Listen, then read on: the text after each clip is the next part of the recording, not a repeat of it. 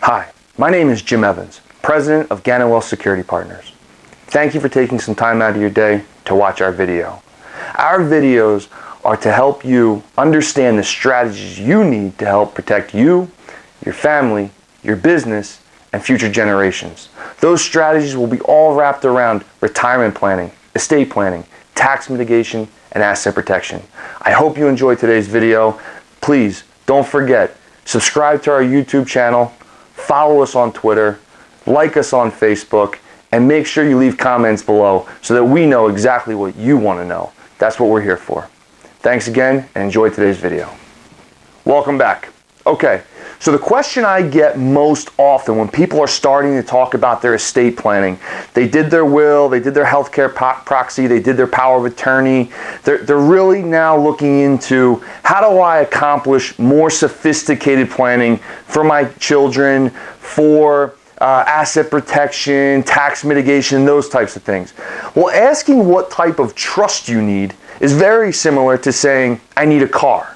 Well, do you need a car for storage capacity, multi-passenger, fuel economy? You're looking for a lot of power. You know, what type of vehicle are you looking for? So when you think about trust, just think, what type of vehicle am I looking for? These are nothing but vehicles, okay? So when it comes to trust, very simply, you have revocable and you have irrevocable. We're going to dive right into the difference between those two vehicles. Okay, so revocable trust, I had an attorney explain this to me one time, explaining it to a client, never found a better way. Very simple, it's like a bucket. It's a bucket with no lid, okay? You can reach into that bucket, you can sell the property. So let's say we put our house in here, right? And I'm a terrible drawer. We put our house, we put our car, and we put an investment brokerage account, okay? Now that's all inside that bucket, okay? So now I can sell my house, I can collateralize my house, I can sell my car, I can do whatever I want, I can retitle it. In this trust, it's almost as if nothing has changed. So then, Jim, why do I do it? Why do I create a revocable trust? Revocable trust does a number of different things. Why people normally look to use revocable trust is they want to avoid that little thing called probate. A lot of people are trying to avoid probate. They don't even really know what it is. Probate in the estate planning process is after you pass away. Normally, like if you're married, it would be the second passing, because the first passing, normally everything goes to your spouse, tax-free, really no issues. But upon that second spousal passing, right, basically it's the announcement, hey, this person has passed away, all of the creditors, beneficiaries, if you are entitled to any of this person's wealth, now is the time to do it before we pass on that wealth or those assets to the next generation. So, why you use a revocable is it has beneficiaries, okay? When you have beneficiaries, there's really no reason to have probate, is there? Because these assets inside the trust, there are direct beneficiaries. Those are already going to that person. There's no reason in arguing, does it go to this person, does it go to that person?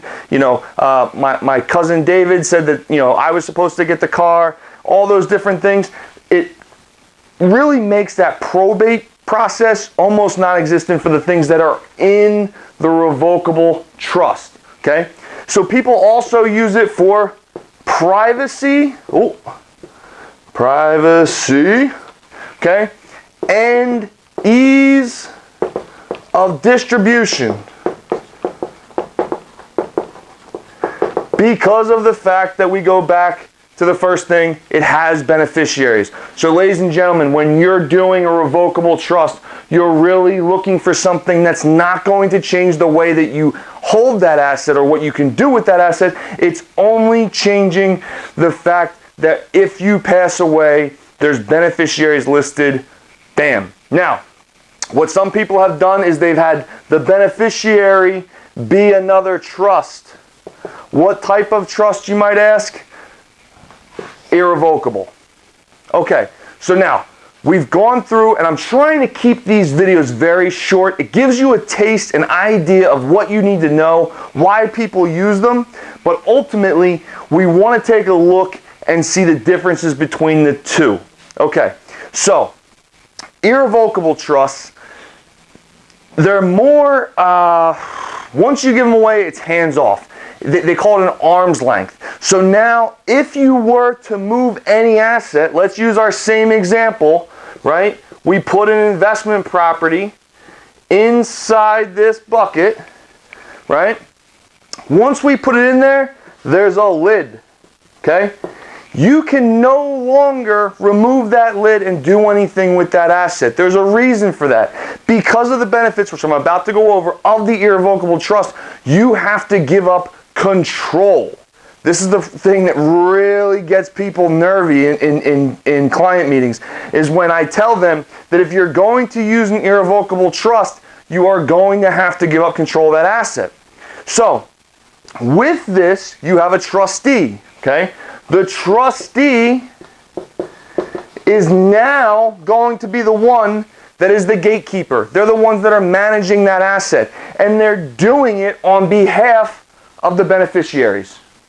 So in that trust document that you lay out before you put those assets, when you sit down with your attorney, you're going to figure out, okay, what am I trying to accomplish with this irrevocable trust?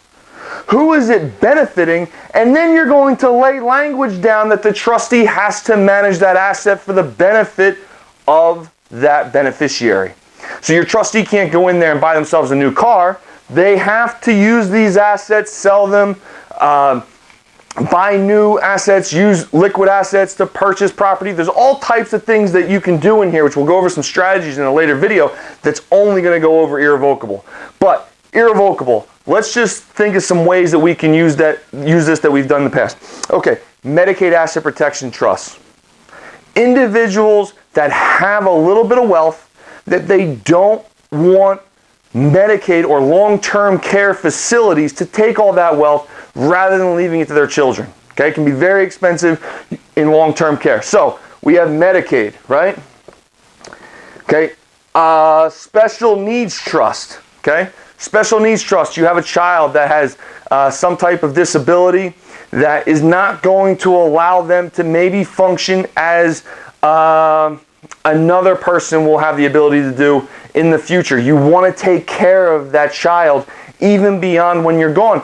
But when you leave that money to the child, you don't want all those government disability programs that they now are able to use to not qualify for because now they have considerable assets. So you could use a special needs trust, which actually takes care of what they would need in the future: healthcare, education, housing, food, those types of things, and still allow them to qualify for those government programs. So very important. A lot of people use these in those situations. Okay, let's look at asset protection.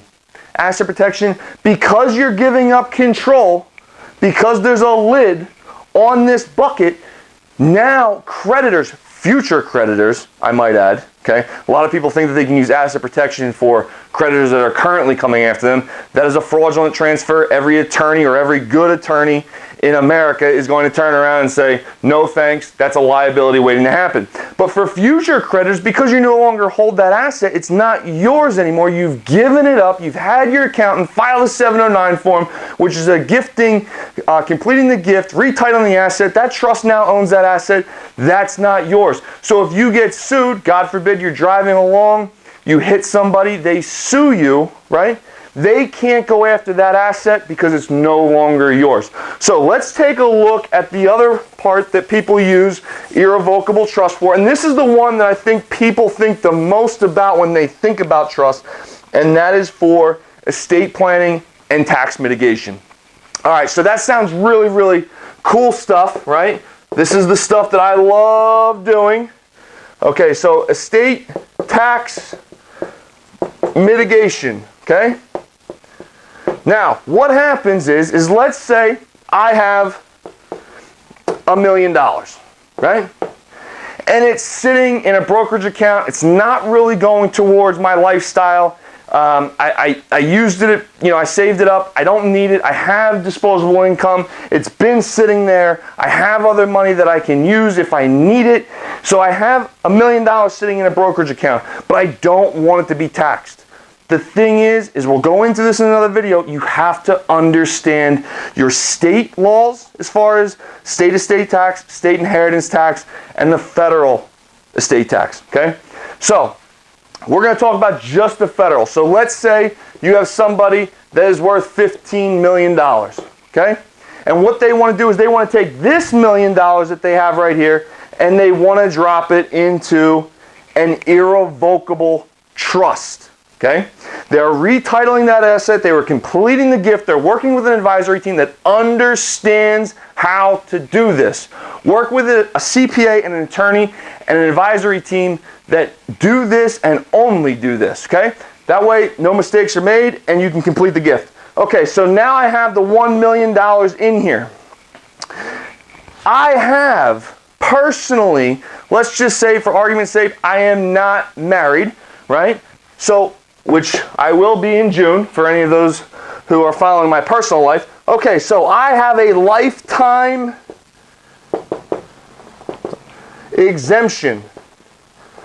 You'll sometimes refer to this as the lifetime coupon. Whatever, okay? So your lifetime exemption on the federal level in 2016 is $5.45 million per person. Basically what that means, people, the first $5.45 million, you don't have a federal estate tax. You can die with that amount of assets, you pay no federal. Remember, there's also state. Okay, so you got to know where you live and you got to know the laws of where you live. If you have any questions, you can always give us a call. All right, so you have your lifetime exemption.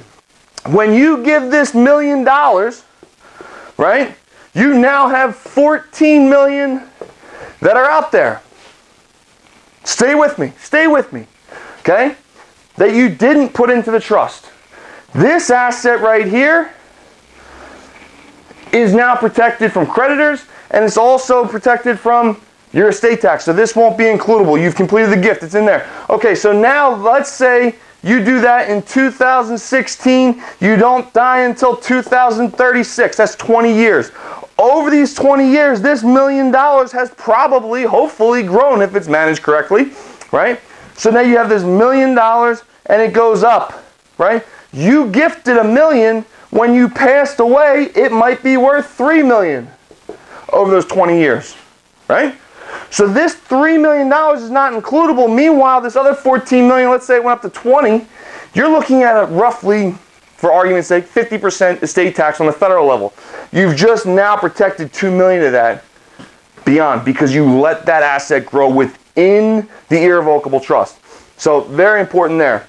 Another trust that people use to get money to the next generation is an ILIT. If you have a term policy, a lot of people will tell you that that term policy is useless. It's not. It's not. It's a great planning tool. Term policies, if you are not immediately going to die very soon, right, have little to no value. So gifting a term policy into a trust, into an ILIT, which stands for Irrevocable Life Insurance Trust, okay, if you do that, right, you have a zero gift, right, because that has no value, and then you can convert it. Very good tool, amazing tool, convert it to a permanent policy. Now, the premiums that you gift over to your trust, then pay the premium to the life insurance policy. Life insurance policy, upon your passing, pays directly to the trust. All of that money from the death benefit is outside of your estate. Great planning tool. The thing to remember, because right now I am getting very close to that 15 minutes. The thing to remember is the difference between these two is control and what are your objectives. You have to talk to your advisory committee about what your objectives are. There's so many strategies that we're going to go over in future videos that we're not talking about right now because I wanted to introduce the concept. So come back to our videos, ask questions about anything involving these or any type of strategy that you may have heard friends doing or your advisor might have said you might want to look at this. Let us know. Remember, subscribe to our YouTube channel, double tap on the Instagram post, retweet and follow us on Twitter, and ask questions. Because if you ask the questions, you'll get the answers. That is my promise to you. Responding to our videos on YouTube, on Facebook, social media, we'll get to it. We will come up with the strategies that you may have heard of.